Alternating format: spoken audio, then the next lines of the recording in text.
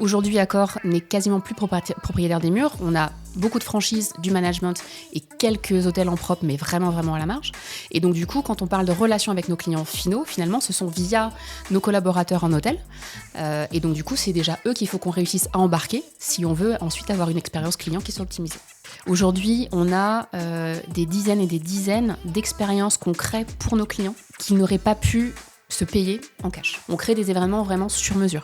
Parce que tout à l'heure, tu disais local versus global, mais en fait, même au niveau du local, entre un marché fort versus un marché où on est moins présent, entre une marque qui est très connue versus une marque qu'on vient juste de lancer, les attentes et les besoins vont pas être les mêmes non plus.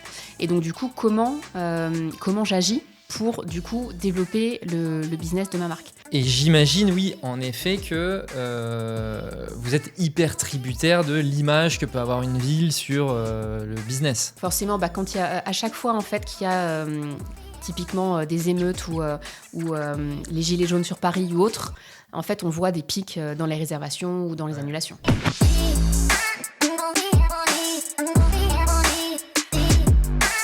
Eh bien, bienvenue tout le monde dans ce nouvel épisode de Conquête. D'habitude, je parle beaucoup B2B, je parle beaucoup d'acquisition. Aujourd'hui, on va un petit peu changer.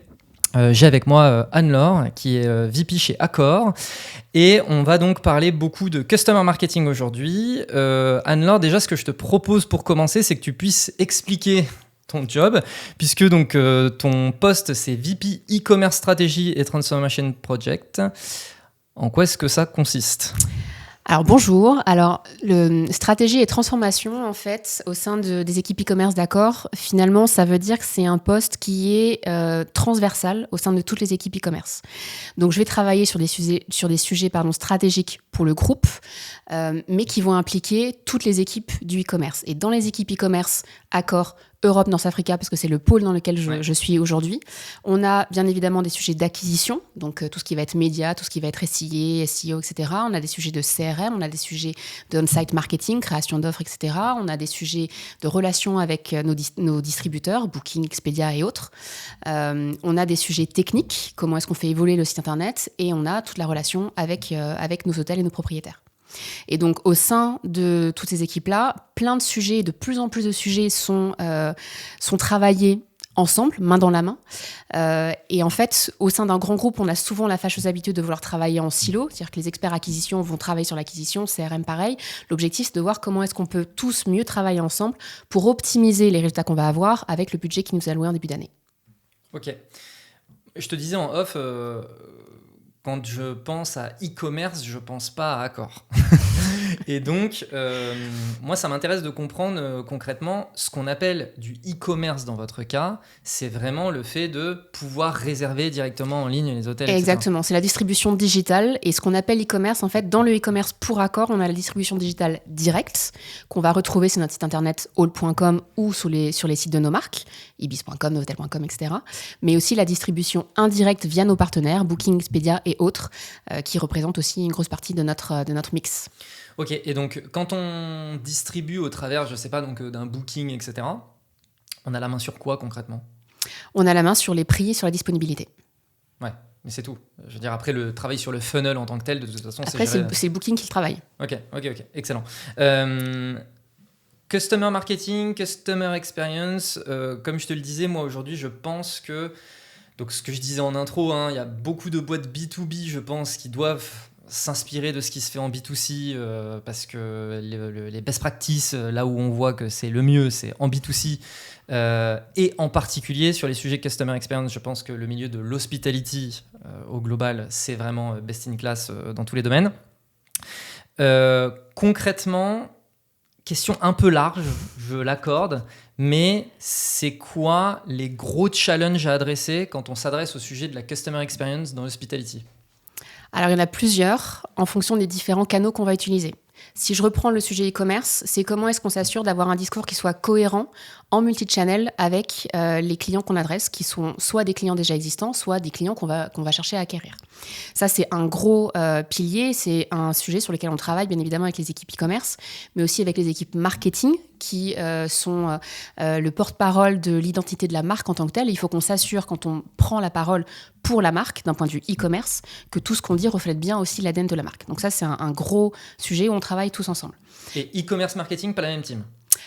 Alors, on travaille tous ensemble au sein d'une équipe plus grande, mais effectivement, aujourd'hui, on a un patron du e-commerce une patronne du e-commerce et un patron du marketing. Ok. Pour Europe, North Africa toujours. Okay. Et après, quand on parle d'expérience client, bien évidemment, il y a aussi toute la partie en hôtel qui reste le corps de notre métier, avec la spécificité qu'on avait évoquée en off tout à l'heure, que nous, on a un réseau de franchisés qui est très fort, qu'aujourd'hui, Accor n'est quasiment plus propriétaire des murs. On a beaucoup de franchises, du management et quelques hôtels en propre, mais vraiment, vraiment à la marge. Et donc, du coup, quand on parle de relations avec nos clients finaux, finalement, ce sont via nos collaborateurs en hôtel. Et donc, du coup, c'est déjà eux qu'il faut qu'on réussisse à embarquer si on veut ensuite avoir une expérience client qui soit optimisée. Ok, et comment on fait ça ? Alors, avec beaucoup d'écoute, beaucoup d'accompagnement et beaucoup de pédagogie sur ce qu'on fait. Il faut qu'on les embarque avec nous sur la stratégie qu'on met en place. Il faut qu'ils y adhèrent. Et derrière, c'est du suivi aussi au quotidien avec eux. Beaucoup de partage. Et donc, le système de la franchise, c'est un système que je connais pas très bien. Donc, je vais peut-être poser des questions très très bêtes, mais... Alors, je suis pas spécialiste de la franchise, donc je pourrais pas forcément répondre à tout. Mais je comprends bien qu'il faille embarquer les gens dans la vision, etc. Mais moi, ce que je me dis, c'est que quelqu'un qui veut ouvrir un hôtel qui appartient de la marque, d'une des marques de Accor, c'est quelqu'un qui, a priori, déjà connaît un peu la vision de la boîte, etc.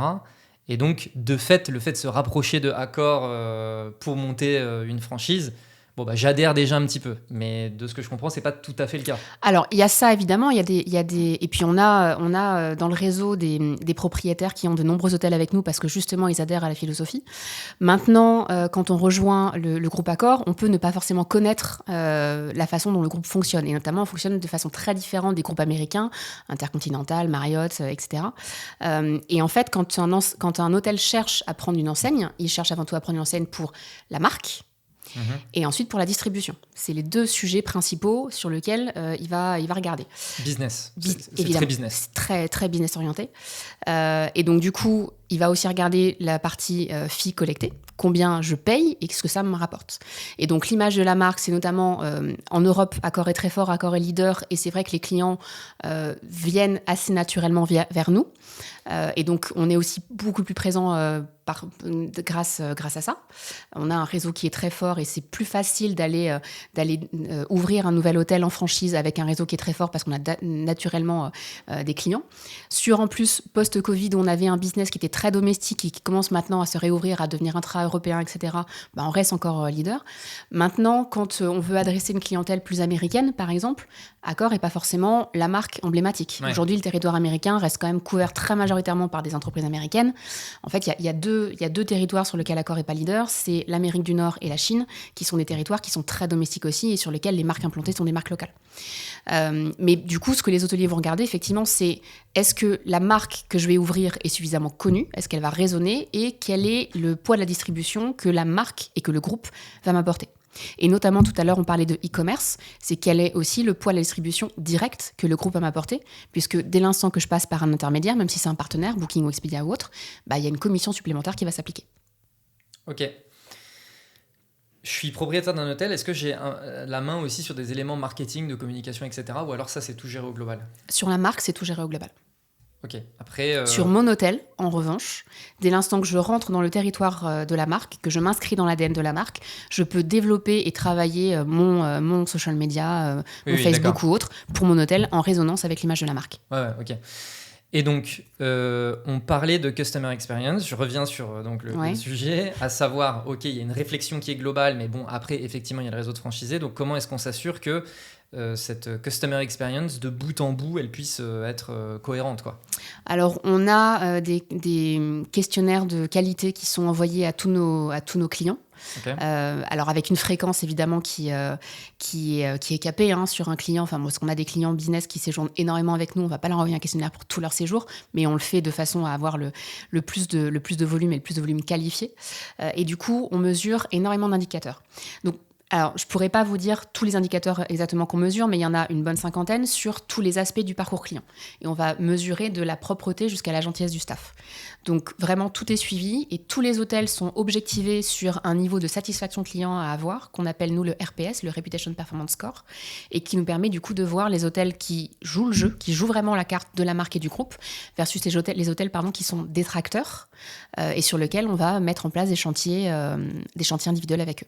Il y a le sujet effectivement des franchisés, mais il y a aussi l'équipe de ces personnes-là. Comment est-ce que Accor s'occupe du coup de transmettre les messages aux équipes ou d'embarquer les équipes ? Ça, c'est un vrai sujet. C'est un sujet qui prend beaucoup de temps et qui, d'ailleurs, a des équipes dédiées. Une fois que les propriétaires, qu'ils soient franchisés ou managés, sont embarqués, la relation avec les équipes, elle est très, très importante. Les équipes, en fait, quand on arrive dans un hôtel, le client, lui, ce qu'il veut, c'est récupérer sa clé de chambre et monter dans sa chambre. Il va pas avoir l'approche de demander comment je peux rejoindre votre programme de fidélité. Alors, il peut y avoir des posters, des flyers un petit peu dans l'hôtel, mais c'est les clients qui font la démarche d'eux, c'est assez rare. C'est pour ça que le rôle des équipes, il est clé, que ce soit à l'accueil, que ce soit pendant le séjour, que ce soit au moment du check-out, quand le client laisse sa clé, d'évoquer le programme, de savoir l'expliquer. Et donc ça, c'est vraiment de la pédagogie parce que le programme, moi, j'ai bossé dessus pendant presque 10 ans, donc je peux vous en parler en long, en large, en travers pendant 1 heure, il n'y a pas de problème. Maintenant, un collaborateur d'hôtel, c'est cherry on the cake pour lui parce que lui, ce qu'il doit connaître, c'est l'hôtel, à quelle heure fonctionne le petit déjeuner, où sont les chambres, etc., etc. Et en plus, il doit faire ça rapidement parce que le client, quand il arrive, il est pressé. Donc, comment avoir le bon discours pour convaincre le client. Et donc, du coup, il y a bien évidemment beaucoup de pédagogie qui est faite vis-à-vis des collaborateurs avec des tutoriels qui sont partagés, avec les messages clés qui sont évoqués, etc. Et puis, au-delà de ça, il y a aussi une mécanique d'accompagnement via des challenges locaux qui sont mis en place pour encourager les équipes, les récompenser, les rewarder sur ce qu'ils font, parce qu'ils le font on top, ils le font pour le groupe, mais on top de ce qui est de leur job. Exactement. Voilà.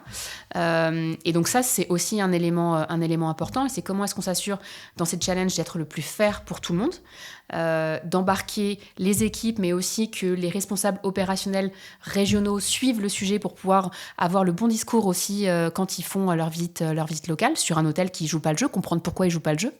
Est-ce qu'il y a des freins particuliers pour justement pouvoir y répondre ?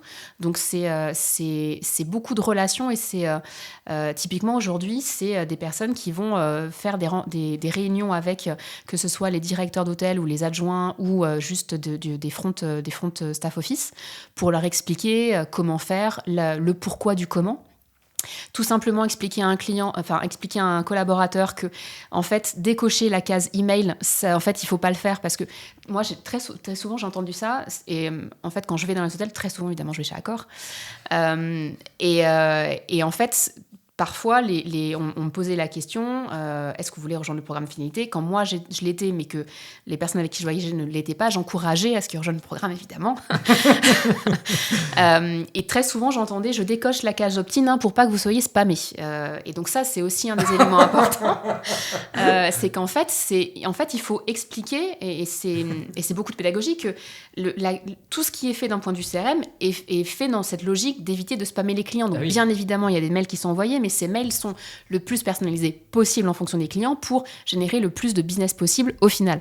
Donc si le collaborateur, en voulant bien faire, se dit je décoche la case pour surtout que mon client soit pas embêté, en fait, en le faisant rejoindre le programme de fidélité, il augmente certes les compteurs, on est très content d'avoir un client en plus, mais si c'est un client à qui on peut pas communiquer, en fait, ça sert pas à grand chose. Ouais, complètement. Donc c'est pour ça que c'est vraiment important d'expliquer le pourquoi du comment et d'embarquer les collaborateurs dans cette démarche-là, parce que sinon, effectivement, en fait, ce qu'on remarque, c'est que les collaborateurs, ils veulent toujours bien faire. Oui. Toujours très bien faire. Mais là, effectivement, cet exemple, on voit que la personne, elle veut bien faire. Ouais, mais en fait, c'est tirer une balle dans le pied, quoi. Exactement. Et en fait, c'est juste hyper dommage. Mais si on n'a pas les tenants et les aboutissants de tout l'écosystème, forcément, c'est plus compliqué. Donc ça, oui, c'est un vrai sujet.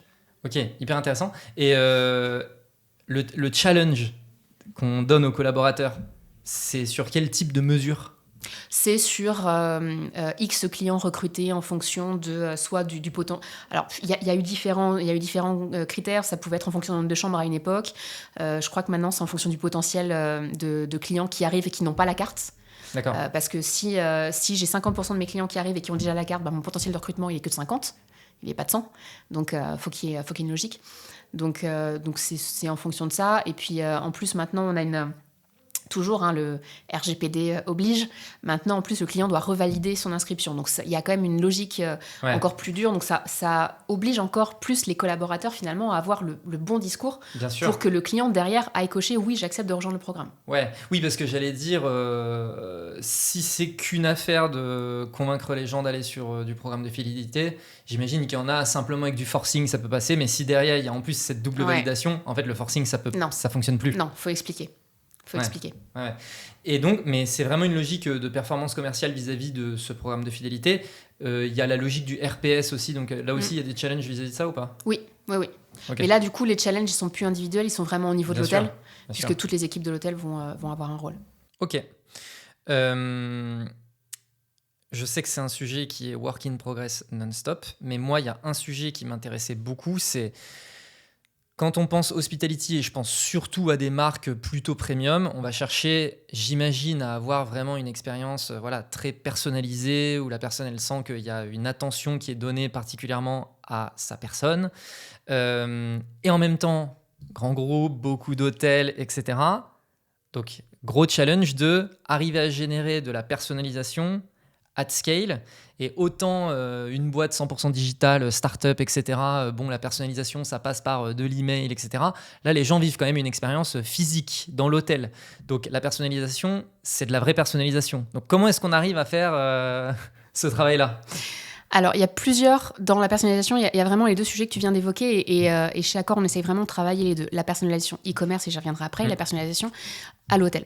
Sur la personnalisation à l'hôtel, ce qu'on a mis en place, c'est un système qui nous permet de partager avec les hôtels un peu une fiche d'identité de nos clients. Alors évidemment, cette fiche d'identité, elle a été validée avec tous les protections juridiques, légales, etc. qui vont bien en écrit. RGPD, voilà, tout est bien, tout est vérifié. Mais donc effectivement, l'idée c'est de partager.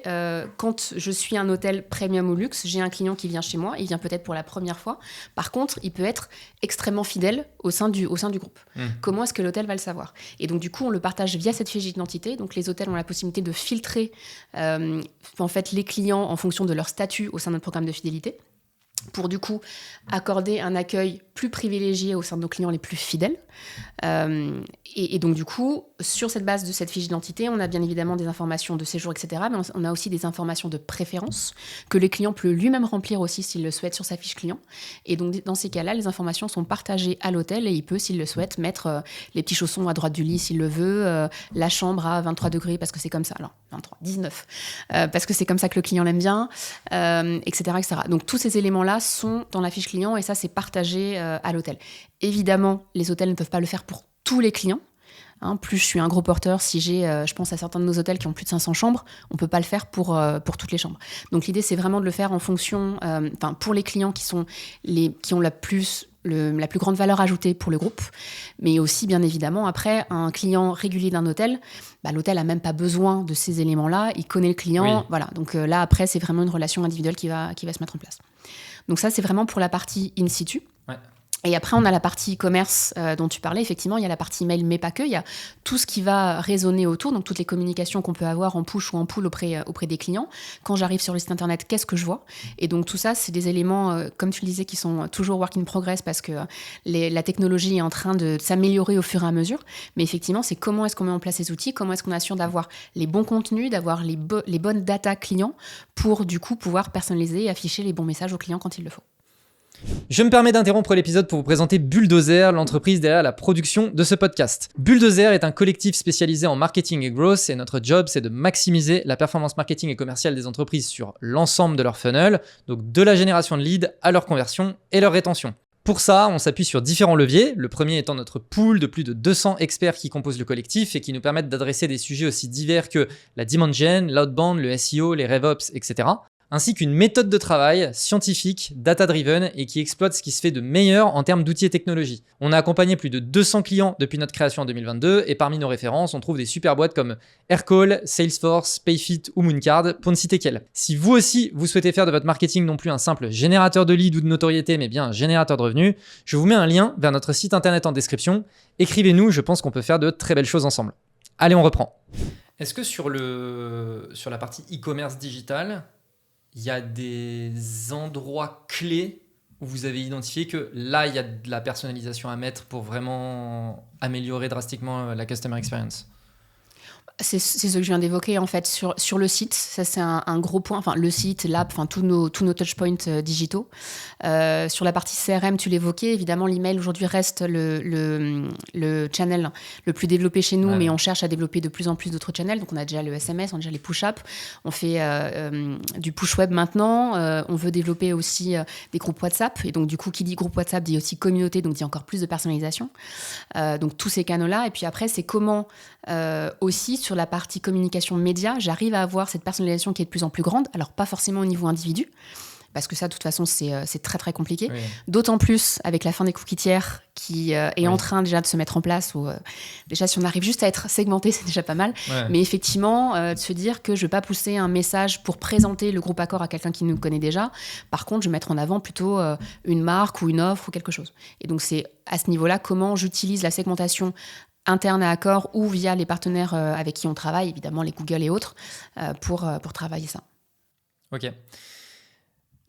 Est-ce qu'il y a des erreurs un peu classiques que toi tu observes de ton expérience, que commettent les boîtes où tu te dis ça c'est l'erreur à pas commettre, où tu sais un peu un peu un espèce de playbook de ok c'est quoi les éléments clés tu vois pour une boîte qui veut vraiment se lancer dans le customer experience et apporter vraiment une customer experience top?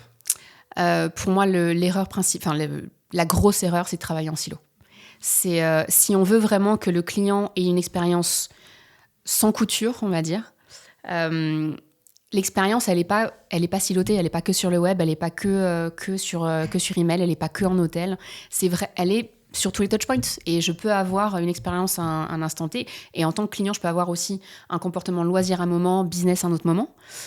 Et donc, du coup, c'est comment j'arrive à avoir cette collaboration entre les services qui se fait vraiment à une maille, pas forcément une maille client, mais en tout cas une maille cluster client, pour justement avoir le bon ciblage, le bon message, etc. Et arrêter de se dire j'ai optimisé tel channel, mon ROI il a pris plus X points. C'est génial hein, que le ROI augmente. Mais en fait, ce qu'il faut regarder, c'est au-delà du canal. Enfin, pour moi, ce qu'il faut regarder au-delà du canal, c'est ok, c'est cette année j'avais un budget de temps, ou sur cette campagne j'avais un budget de temps. Quel est le ROI global de ma campagne et pas quel est le ROI de mon canal? Et c'est comme ça qu'on va voir si les choses évoluent. Sinon, évidemment, en fait, on va continuer à travailler en silo. Et chacun, on va s'améliorer, mais en fait, on va juste chercher, typiquement, nous, sur la façon dont on attribue les réservations, il y a toujours un channel qui est lésé au défaut d'un autre. Donc, en fait, le fait de travailler en silo fait que juste ça met les équipes les unes contre les autres, au lieu de travailler ensemble pour optimiser l'expérience client. Ok, alors, du coup, sur ce sujet... Abordons les sujets un peu épineux. L'attribution, comment est-ce que vous gérez ça? Non, ça, j'en parle pas. Ok. Au niveau équipe, comment est-ce qu'on s'assure de casser justement ces silos? Alors, au niveau équipe, c'est déjà s'assurer au niveau des managers qu'on est bien dans la collaboration et qu'on partage les bons messages. Après, c'est aussi au niveau des outils. Comment est-ce qu'on a les bons outils? Nous, on a fait le choix depuis quelques temps maintenant de déployer un outil de gestion de projet qui s'appelle Asana. Okay. C'est un outil, il y en a d'autres. Nous, c'est le choix qu'on a fait, qui a le mérite de mettre tout le monde sur la même plateforme pour voir comment les sujets évoluent. Et sur un sujet, du coup, on fait appel et on tag les différentes personnes qui doivent contribuer. Donc, ça va taguer, même si tout à l'heure, je disais que marketing et e-commerce, on n'était pas dans la même équipe. Sur un sujet, je peux taguer une personne du marketing, une personne du e-commerce, une personne des équipes ancillaries si le sujet, c'est pas la nuit, mais c'est le F&B, etc., etc. Donc, vraiment, l'idée, c'est de travailler tous ensemble sur toutes les offres qu'on va mettre en place et tous les projets qu'on va développer. Ok, et parce que en fait, je reviens sur le sujet, il faut la cohérence du discours de bout en bout. Ouais. Donc, appli, desktop, etc. J'imagine que du coup, il y a aussi des équipes produits ou des équipes de dev qui s'occupent justement de... Voilà. Donc, même au niveau de ces équipes-là, avec les équipes techniques, il y a de la collaboration sur des outils comme Asana, etc. Alors, sur les outils comme Asana, en fait, les équipes développement, pour le coup, sont des équipes qui sont en global, en worldwide, et sont vraiment en charge de faire évoluer le produit et de l'optimiser. Donc, ils ne sont pas en charge des messages en tant que tels, ils vont être vraiment en charge de l'outil. Donc, typiquement, on en reparlera tout à l'heure, mais comment j'intègre, par exemple, une brique intelligence artificielle dans ma recherche. Comment je m'assure que la page de résultats qui apparaît, elle est optimisée pour assurer le meilleur taux de conversion, etc., etc. Donc, ce n'est pas eux qui sont en charge des messages, on va dire. Et après, la collaboration qu'on a avec eux, c'est ils nous tiennent au courant évidemment de toutes les évolutions et toutes les nouveautés qu'ils apportent sur le site. Nous, on leur partage nos besoins aussi, parce que sur le site, on a certains besoins de création de certains corners pour mettre en avant tel ou tel message, etc. Ou des fonctionnalités sur le site qu'on voudrait pouvoir avoir et que pour l'instant, on n'a pas et donc qui nous limitent dans notre segmentation client, par exemple. Donc tout ça, c'est vraiment de l'échange croisé. Donc on a des réunions très régulières avec eux et on fait le suivi de tous ces projets-là, des projets qui sont initiés de leur côté ou qui sont initiés d'une autre. Et on suit du coup leur mise en place. Ok, mais donc cette équipe technique, elle est vraiment sur des enjeux donc techniques, features, etc. Et international, c'est-à-dire qu'en fait, ce qu'ils développent, c'est pas que pour nous. Ouais. Mais donc ça veut dire que je reviens sur mon sujet de la cohérence de message. L'équipe marketing ou l'équipe digitale, enfin peu importe l'équipe, mais vous avez la main quand même sur le website, sur les apps, etc. Et sur ce que vous pouvez diffuser dessus. Exactement. On a une personne, tout à l'heure je parlais d'Asana, on a une personne qui gère Asana et qui est en charge de s'assurer de la cohérence. Et c'est elle qui nous dit exactement de quoi on peut parler, quels sont les messages forts du moment et quels sont ceux qu'on mettra plus tard. Ok, et donc qui identifie les dépendances, j'imagine aussi de ça en fait, ça va impacter tel truc, ça doit impacter tel machin. Alors c'est effectivement son rôle, et puis de toute façon on a des calls réguliers où toutes les équipes sont impliquées, donc si jamais les dépendances n'ont pas été identifiées à un instant T, on peut toujours le faire après. Ok. Hyper intéressant. Le sujet de la fidélité. Oui. Question un peu large aussi, mais comment est-ce qu'on crée de la fidélité ? La satisfaction. C'est le premier élément. La fidélité, en fait, on ne crée pas de la fidélité, un client ne devient pas fidèle comme ça. Il y a plusieurs choses qui vont faire qu'un client va devenir fidèle. La première raison, souvent le retour qu'on a quand même de nos clients, c'est « j'ai apprécié mon séjour à l'hôtel, du coup je rejoins le programme de fidélité ».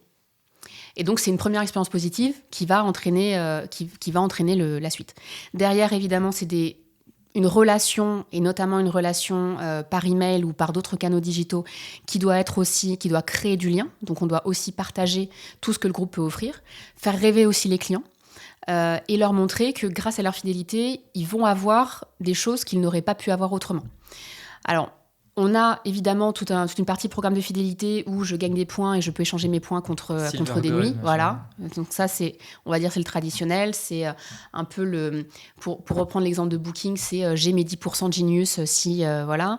Mais au-delà finalement de la partie monétaire, il y a aussi la partie expérientielle, et ça, je trouve, c'est aujourd'hui une des vraies forces du programme All. C'est toute la partie Money Can Buy.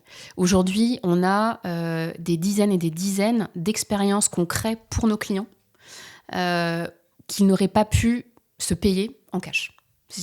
Quels que soient les montants qu'ils auraient à dépenser, ils n'auraient pas pu se les créer. On crée des événements vraiment sur mesure. Et donc, du coup, moi, j'ai fait ça quelques années à l'époque où je m'occupais du programme de fidélité. Ça va d'expériences où on leur fait rencontrer des artistes en loge, etc., avant un concert ou après un concert. Ça va d'expériences où on va privatiser. On avait fait ça, par exemple, c'est le dernier événement que j'ai fait, donc je me souviens très bien.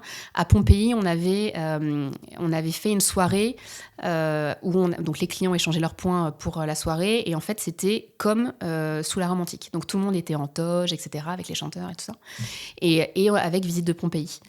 C'est quelque chose qu'on peut pas forcément, on peut pas se payer. On peut aller visiter Pompéi, mais cette expérience-là, on peut pas la vivre autrement. Et ça, en fait, les clients, ils adhèrent. Et ça les fait revenir. Oui, je pense qu'ils adhèrent, ouais. Tout à fait. Mais, ok, le type de client qui bénéficie d'expériences comme celle-là.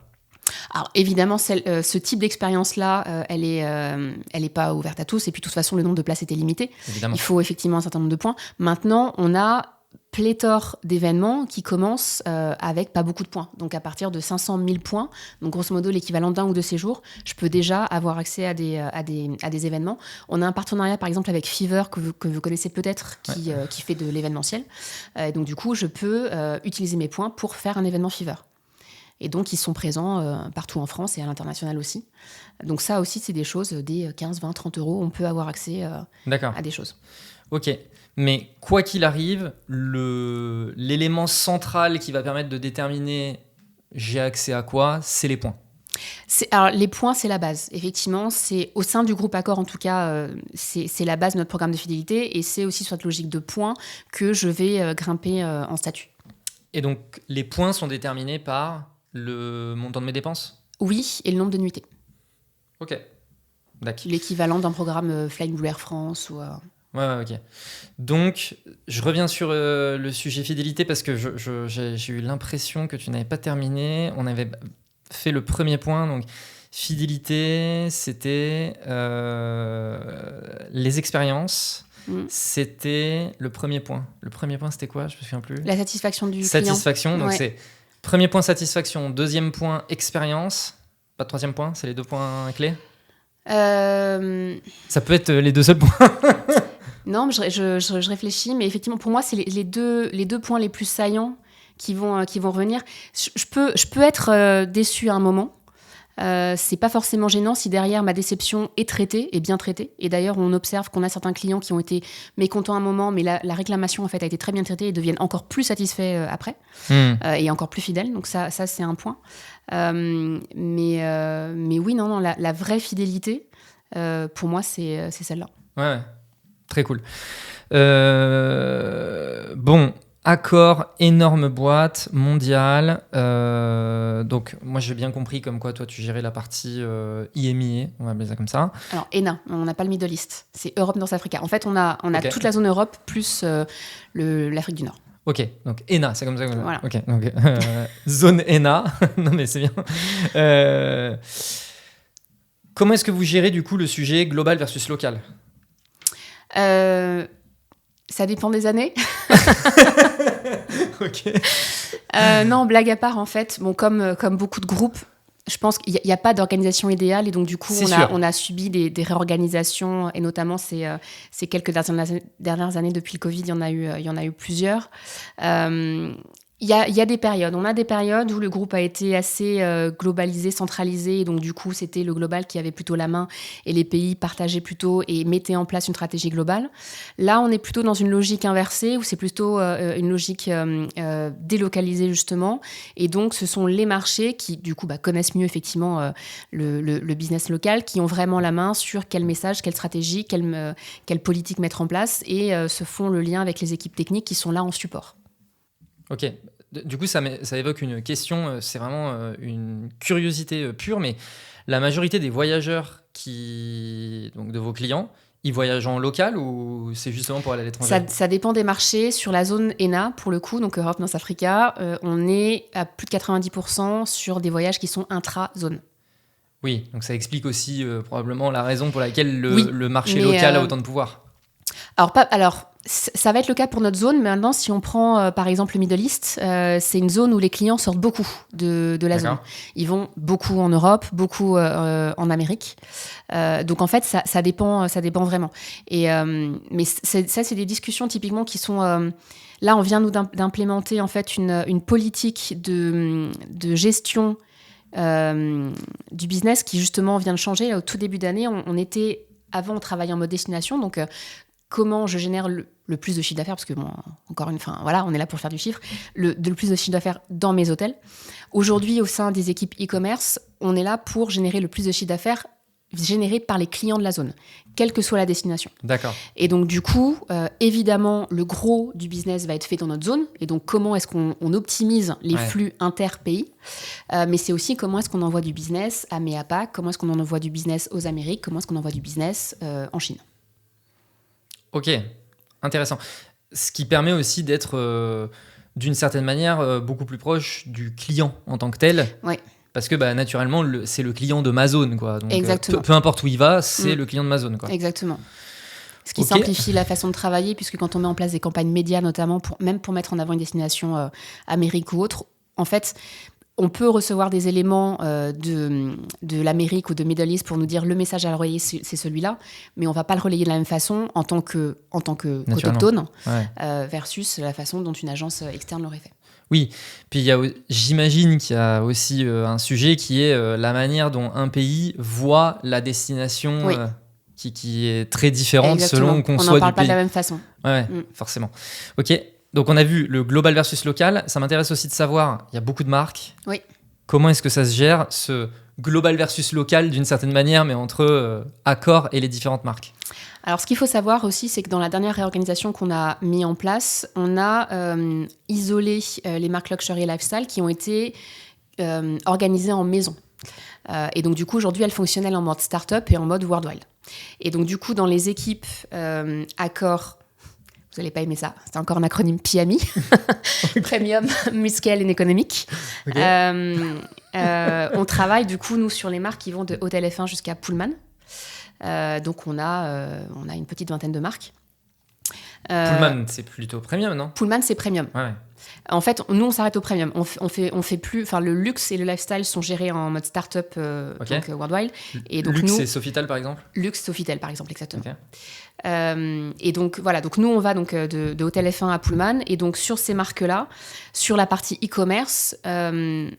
Nous, en fait, on les gère en transverse. Après, au niveau des équipes marketing, oui, bien sûr, vu qu'il faut travailler l'ADN de la marque, le message de la marque, là, ils sont gérés par pôle de marque. Donc, l'équipe marketing a un petit pôle par marque? Ils ont un pôle par marque. Ok, très bien. Et donc, sur ce côté transverse, c'est notamment ce qu'on disait tout à l'heure de... en fait, moi, en tant que client, si j'accepte, encore une fois, RGPD, machin, non, je préfère... Mais c'est important de le signaler parce que de toute façon, c'est aussi les règles du jeu dans lequel on est aujourd'hui. Donc, complètement. On peut pas y aller si on n'a pas ça. Ouais, mais du coup, moi, si je passe de Ibis à Pullman... Oui, ce qui est le cas. On a beaucoup de clients qui sont transmarques et transsegments. Et donc, ce que j'appelle par segment, c'est donc les marques économiques d'un côté, donc Hôtel F1, Famille Ibis, etc., les marques mid-scale, Novotel, Mercure, etc., et le premium avec Pullman, Movenpick et Swiss Hotel qu'on gère chez nous. Ok, et donc si jamais je passe d'une marque à une autre, donc Ibis Pullman, le côté global, encore une fois, c'est s'assurer que quand j'arrive chez Pullman, si j'avais mes petites préférences chez Ibis, que ces informations-là, elles aient pu être diffusées. Exactement. D'accord. Et donc ça, j'imagine que ça passe par... un CRM commun Ça passe par la fiche client dont je vous parlais tout à l'heure, qui a un nom qui peut vous plaire aussi. On adore les acronymes chez Accor. Pas de problème. On l'a appelé ACDC, Accor Customer Digital Card. Voilà. C'est facile à retenir au moins. Mais au moins, c'est facile à retenir. Et donc, du coup, c'est cette fameuse fiche client qui permet aux hôtels de voir, même quand c'est un client qui vient chez eux pour la première fois, de comprendre son historique chez Accor, s'il est dans le groupe depuis 1 mois, 1 an, 10 ans ou plus, et quels sont ses types de séjours et ce qu'il aime. Ok. Et après, évidemment, par contre, en fonction des marques, en tant que client, de toute façon, les clients n'ont pas la même attente entre un Ibis et un Pullman. Évidemment. Oui, donc, non, ça c'est certain. Et donc, on ne peut pas demander les mêmes choses. Voilà. Ok. Donc, on a vu le global versus local, les différentes marques, le challenge court terme versus long terme aussi. Ça m'intéresse parce que... Et donc, il y a eu des réorganisations, etc. Donc, j'imagine bien qu'il y a des enjeux court terme qui sont très organisationnels, etc.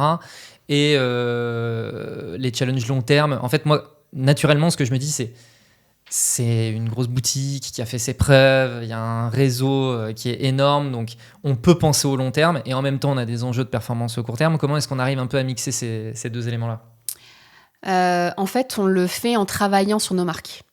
Pour travailler le long terme, de toute façon, c'est vraiment ça. Et puis le long terme a un effet aussi sur le court terme. On a mis en place un système de mesure qui est un Media Mix Modeling, qui nous permet, en fait, alors on travaille avec Equimetrix pour ça, qui nous permet de mesurer les impacts court terme et les impacts long terme de tout ce qu'on fait. Alors, d'un point de vue e-commerce et marketing, parce que tout n'est pas forcément mesuré via le même, mais en tout cas, il y a ça. Et donc, du coup, on regarde vraiment et en fonction, parce que tout à l'heure, tu disais local versus global, mais en fait, même au niveau du local, entre un marché fort versus un marché où on est moins présent, entre une marque qui est très connue versus une marque qu'on vient juste de lancer, les attentes et les besoins vont pas être les mêmes non plus. Et donc du coup, comment j'agis pour du coup développer le business de ma marque. Et donc typiquement sur un marché comme la France, où c'est notre marché historique, on est très connu, toutes nos marques sont connues, etc. Et puis quand on regarde, Ibis, Novotel, Mercure sont dans le top des top of mind de tous les clients. Travailler la notoriété de la marque, c'est important, il faut continuer à le faire, hein, mais c'est pas le message le plus important. Ce qu'il faut continuer plus à travailler, c'est le brand love de la marque. C'est justement le côté, on est sur des marques qui sont pas toutes jeunes. Hein. Ibis a fêté ses 50 ans, Mercure va fêter ses 50 ans cette année, mais qui se renouvellent et qui sont dynamiques. Et ça, c'est important de le montrer. Et tous les investissements marketing qui vont travailler ces éléments-là sont les éléments qui vont travailler le long terme. Et en parallèle de ça, on met en place des campagnes de performance qui, elles, vont travailler le court terme et vont naviguer finalement sur les aspects créatifs de la marque pour générer de la performance à court terme. Donc ça, c'est un premier point. Et après, c'est comment je réfléchis à ma stratégie au global, comment je pilote mes investissements entre un marché fort et un marché faible, mais aussi entre un marché où j'ai beaucoup de clients et beaucoup de revenus versus un marché où j'ai un potentiel de développement qui est en croissance. Et donc, c'est là où la balance se fait, et ça se fait avec de l'analyse de données beaucoup. Et puis embarquer aussi les équipes, leur expliquer que effectivement il faut allouer une grosse partie du poids du corps à tel et tel marché parce que c'est là qu'on va driver vraiment le business, mais que si on veut continuer à driver le business demain, il faut aussi qu'on se penche sur tel et tel marché ou telle et telle marque, parce que demain c'est aussi là-dessus, sur ces marchés-là, qu'on aura du potentiel de croissance fort. Donc c'est vraiment c'est vraiment du suivi de chiffres, j'allais dire quasiment au quotidien, pour vraiment optimiser ça. Ok, ça semble être de beaux challenges. Oui. Surtout en année de JO, c'est pas mal. Ah oui, c'est vrai. Et oui, c'est vrai. Ah oui, et ça doit être un gros impact, ouais. Ouais. Ah bah ça va beaucoup nous impacter effectivement cet été, oui. Ouais. L'avantage, encore une fois, d'être un peu numéro 1 sur le marché français, c'est que a priori, là, du coup, ça va aussi pouvoir permettre potentiellement à plein d'étrangers de découvrir les marques, etc., etc. Alors, on a ça. On a Airbnb aussi qui est quand même très fort sur cette partie de l'année. Mais sur la partie des jeux en tant que tel, on est assez confiant. Le challenge, ça va être avant les jeux, entre les jeux et les paras. Et pendant les paras, parce que malgré tout, j'entendais à la radio tout à l'heure, les paras sont aussi moins plébiscités. Et en fait, vu que Paris va être bloqué, en tout cas bien encombré, et ça repousse aussi quand même pas mal de potentiels clients. Donc ça, c'est aussi un challenge. Ok. Et j'imagine, oui, en effet, que vous êtes hyper tributaire de l'image que peut avoir une ville sur le business. Oui, forcément. Forcément, quand il y a à chaque fois en fait qu'il y a typiquement des émeutes ou les gilets jaunes sur Paris ou autres, en fait, on voit des pics dans les réservations ou dans les annulations. Ok, très bien. Et c'est une question aussi qui peut être un peu bête, mais est-ce que du coup vous travaillez avec je sais pas, les mairies, etc., pour justement essayer de contribuer à ce que la ville ait une meilleure image au global. Enfin, je sais pas. Alors, ça, je pourrais pas vous dire. Okay. Moi, de mon côté, j'ai pas ces informations-là. Je sais qu'on travaille avec les offices du tourisme plus pour mettre en valeur les destinations. Ouais. Oui, mais c'était ce que j'avais en tête. Peut-être pas les mairies, mais les offices de tourisme. Les offices du tourisme, oui. Et puis après, évidemment, on a aussi des personnes qui échangent avec le gouvernement pour aussi aider à faire rayonner un petit peu la ville. Il y a Atout France, par exemple, qui est une instance gouvernementale avec qui on travaille beaucoup. Ok, top. Je reviens sur les chiffres. C'est quoi les data, au-delà des chiffres, la data, c'est quoi les data qui sont les indicateurs de performance qui sont suivis pour pouvoir se dire, je reviens encore une fois sur ce sujet de tiens, là il y a un marché où on sait qu'il y a du potentiel, etc. C'est quoi les indicateurs qui sont suivis au quotidien pour se dire tiens, là il faut effectivement plutôt investir là ou machin, comment on gère ça? Plusieurs choses. Alors, on regarde, nous, évidemment, notre portefeuille de développement, si c'est des pays où on est peu présent. Est-ce que c'est des pays qui ont une tendance à se développer fortement ? Après, on regarde est-ce que le marché est un marché domestique ou un marché plutôt international ? Parce que si c'est un marché qui est fortement contribué par la France, le UK ou l'Allemagne, par exemple, qui sont 3 forts pays sur la zone ENA, on n'a pas forcément de développer beaucoup le domestique. On peut, en travaillant sur la destination de ce pays-là, générer des flux via nos marchés forts. Et puis après, qu'est-ce qu'on regarde aussi? Le revenu par habitant, ça c'est aussi... Ah ouais, ok. En fait, oui, c'est un des indicateurs aussi qu'on regarde pour prioriser un marché versus un autre. Est-ce que c'est un marché qui a tendance à beaucoup voyager ou pas? Et vers quel type de marque? Et notamment, en fait, le revenu par habitant peut être un indicateur de est-ce que je vais à l'hôtel ou pas, notamment. Donc ça, et puis après, les requêtes Google, des datas sur l'OCDE aussi, on va sortir des chiffres. Alors ça, on le fait pas de façon quotidienne, hein, par contre. Hein, J'imagine. mais voilà, donc ça, on le regarde. Et puis après, sinon, pour optimiser les investissements intermarchés, en fait, on suit le revenu généré par rapport au target qu'on a. Et en fait, sur tous nos marchés, on a bien évidemment un revenu sur la zone qu'on doit générer. Et ce revenu est subdivisé en fonction des différents pays. Et donc, c'est où on en est par rapport au target, par rapport au budget. Et du coup, dans ces cas-là, on met des coups de boost sur certaines destinations s'il y a besoin. Oui, mais du coup, il y a beaucoup d'indicateurs qui sont très macroéconomiques, en fait. Alors, pour développer un marché, oui, c'est macroéconomique. Pour suivre, c'est plutôt micro-accord. Ouais. C'est où est-ce que j'en suis versus le budget. C'est vraiment ça. Ouais. Oui, mais c'est aussi l'avantage d'avoir un gros historique, une grosse marque, etc. C'est que vous pouvez regarder la data que vous avez en interne, et puis voilà. Mais cette data macroéconomique, par exemple, de tous les épisodes de podcast que j'ai fait, c'est la première boîte qui regarde de la data macroéconomique quand même. Donc c'est quand même intéressant de le noter. Pour faire nos budgets d'une année, sur l'année suivante, on a des cabinets, que ce soit MKG, que ce soit STR, etc., qui nous sortent des tendances en fait. Évidemment, on voit des choses. On a nos analystes BI à nous, mais qui font leur réflexion, mais qui comparent aussi à ce qu'un MKG, ce qu'un STR peut nous dire, parce qu'il faut qu'on analyse au global. Et c'est important de se nourrir aussi de ces éléments-là pour pouvoir vraiment comparer et se dire, OK, est-ce que notre prévision, elle est accurate ou pas? Oui, puis j'imagine aussi que des tensions politiques dans certains pays, etc., en fait, ça transforme complètement le paysage business de l'accord. Enfin, voilà. Là, sur la zone Europe-North-Africa, on a la Russie. Donc la Russie, on ne fait plus rien depuis quelques temps maintenant. On a Israël, pareil, hein, on a l'Ukraine. Donc forcément, c'est des choses qui, quand ça arrive, ça stoppe tout et faut changer un peu ce qu'on avait décidé, quoi. Et donc oui, tout ça arrive. Le séisme au Maroc aussi qui a eu lieu, c'est qu'est-ce qu'on fait à l'instant T déjà. On arrête de communiquer évidemment, mais comment est-ce qu'on soutient les populations locales et comment est-ce qu'on aide les hôteliers qui sont sur place. Nous, la chance qu'on a eue, c'est qu'il n'y a pas eu de blessés dans les hôtels, ni les collaborateurs, ni les clients. Mais c'est du coup, quels sont les messages qu'on envoie. Et après, c'est comment est-ce qu'on aide les hôtels à récupérer aussi. Parce que les hôtels, donc, ils sont propriété soit d'un franchisé, soit d'un groupe de management, ils ont aussi des objectifs à atteindre. Donc, c'est comment est-ce qu'on redresse la barre derrière. Oui, ok.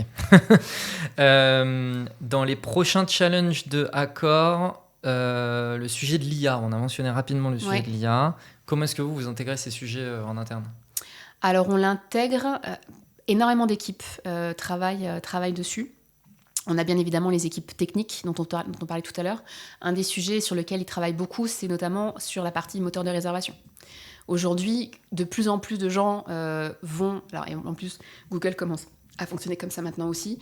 Je tape une question, en fait. Je tape plus des mots-clés, je tape une question. Et donc, du coup, demain, comment est-ce qu'en tapant une question du type je veux un hôtel en bord de mer pour partir en famille avec mes 2 enfants pour un budget de temps, qu'est-ce que ça me donne? Et puis, je veux aller dans tel endroit avec tant d'enfants. Donc, c'est comment est-ce qu'on intègre ces éléments-là, ces fonctionnalités-là pour faciliter l'expérience client. Donc ça, on revient à l'expérience client. Voilà. Et après, au niveau plus local, on va dire, c'est comment est-ce qu'on intègre notamment des outils qui vont nous aider de produire à l'échelle. Parce que quand on parle de personnalisation, c'est une chose d'avoir les outils qui vont nous permettre, les outils statistiques, qui vont nous permettre de cibler les bons clients avec le bon message. Mais du coup, le bon message, il faut l'avoir. Et il faut l'avoir par rapport à tous les segments d'audience qu'on va avoir identifiés. Et donc, comment est-ce que je produis à l'échelle sur une base de... Donc, nous, on a 7 langues et 17 versions de sites. Donc, comment je produis dans toutes ces langues? Comment j'adapte mes campagnes médias, mes campagnes d'acquisition, etc. dans toutes les langues? Et aujourd'hui, on n'a pas en tout cas cette capacité. On a bien évidemment des outils, mais on n'a pas d'intelligence artificielle aujourd'hui qui nous aide là-dessus. Et donc demain, si on se dit que quand je lance une campagne, je veux avoir une campagne qui va s'adresser aux clients qui me connaissent très bien, qui ont déjà un séjour en cours, ou qui ont déjà un séjour réservé, ceux qui me connaissent mais qui n'ont pas de séjour réservé, ceux qui ne connaissent pas, ceux qui ont telle expérience, pas telle expérience, etc. Sur la variété de langues qu'on a, la variété de marques qu'on a, ça fait un pléthore de messages à avoir. Et en fait, c'est juste, en tout cas, ce qu'on voudrait nous avoir à terme, c'est évidemment briefer sur le message de l'offre, mais avoir derrière avoir indiqué à l'IA des segments d'audience ou de ciblage pour que l'IA puisse écrire dans la bonne langue, pour la bonne audience, le message. Et donc ça va nous permettre de produire à l'échelle. Pour l'instant, on n'y est pas encore. C'est des sujets qu'on travaille, clairement, cette année. Et c'est la volonté qu'on veut avoir à terme, de faire entrer l'IA tout en se disant que l'IA, c'est pas non plus l'alpha et l'oméga de tout. C'est comment est-ce qu'on s'assure derrière que les messages sont les bons, comment est-ce qu'on les relie, comment est-ce qu'on intègre aussi l'humain dedans. Donc c'est beaucoup de ces sujets-là. 7 langues et 17 pays, c'était ça la data ? Sur la partie ENA, ouais. Ça allait être ma question, ouais. Sur la partie ENA. Ok, d'accord, très bien. Oui, donc effectivement, déjà, ne serait-ce que le travail de traduction, effectivement, puis réadapter sur les cultures, tout ça, j'imagine qu'en interne, ça doit faire beaucoup de boulot. Le contenu, c'est un des gros chantiers qu'on a. C'est vraiment cette partie-là parce que, et je pense que c'est le cas de toutes les entreprises, au-delà de mettre en avant un hôtel ou sur lequel on a une fiche hôtel, etc., c'est comment je m'assure que cet hôtel, je vais en parler d'une certaine façon. On en parlait tout à l'heure sur la logique point of sales, entre un Australien, un Français, un Américain, je ne mets pas l'hôtel en avant de la même façon. Je ne dis pas les mêmes choses. Donc, comment est-ce que j'adapte tout ça ? Ok, c'est quoi globalement un peu les gros points sur lesquels on va faire jouer la façon dont on a de présenter l'hôtel ? C'est la ville. En fonction, si je suis dans Paris, c'est assez simple, mais si je suis, on a plein d'hôtels en région parisienne.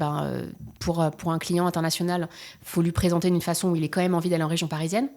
Et puis après, c'est ce que l'hôtel va avoir à proposer. Donc, ça peut ne pas forcément varier en fonction de la géolocalisation du client, mais ça peut varier en fonction de si je suis un client business. Ce que je vais vouloir, c'est des salles de réunion, etc. Versus si je suis une famille, je vais vouloir la piscine, la salle de sport, etc. Donc voilà, c'est ces éléments-là qui peuvent être différents. Oui, donc il y a la ville, les services de l'hôtel. Ok, intéressant. Les événements qui peuvent se passer dans la ville à un instant T. Je sais pas moi, la fête des citrons à Menton par exemple, ça attire du monde. Comment est-ce qu'on en parle, comment est-ce qu'on le met en avant? Une population française va connaître ça, mais une population internationale pas forcément, et c'est pas forcément ça qu'ils vont vouloir recevoir par exemple.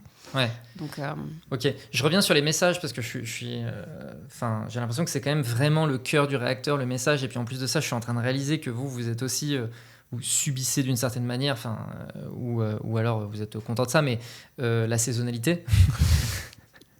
Bon, en fait, je sais pas si on l'a subi, on est content, c'est comme ça. Voilà. Oui, donc, mais ce que je veux dire, c'est que vous pouvez le voir comme une opportunité, les saisons, ou alors, il faut tout le temps changer, etc. Mais j'imagine aussi que du coup, les messages marketing, ils diffèrent aussi selon les saisons. Donc, concrètement, qui bosse sur les messages en interne ? Est-ce que vous bossez avec des agences ? Est-ce que vous avez une équipe dédiée spécifiquement sur ce truc-là, d'essayer d'identifier en fait, à telle saison, à tel endroit, c'est plutôt tel type de message on a des marronniers, je pense, comme quasiment tout le monde, je dirais, comme la presse aussi. En fait, il y a des périodes où les gens veulent parler d'un certain type de sujet. Donc, le ski. Donc ça revient, il n'y a pas tellement de sujets. Et puis après, sur les différents messages, on a donc la personne dont je vous parlais tout à l'heure sur les types de messages qu'on met en avant, qui va déterminer ce qui fait sens ou ce qui fait pas sens en fonction des clients à qui on s'adresse. Et puis après, oui, on a des agences qui nous aident aujourd'hui aussi à avoir un discours qui soit pas répétitif. Et quand on parle de contenu, c'est ça aussi. On pourrait ressortir tout le temps le même contenu tous les ans. Au bout d'un moment, c'est bien de varier aussi. Et donc, c'est en ça qu'aujourd'hui, on fait appel à des agences. Demain, on pourrait faire appel à de l'IA. Ok. Plus économique, l'IA, je crois. Et plus réactif, a priori. Maintenant, il va falloir s'assurer de la qualité du contenu. Bien sûr. À la fin, ça va être ça le truc. Ouais.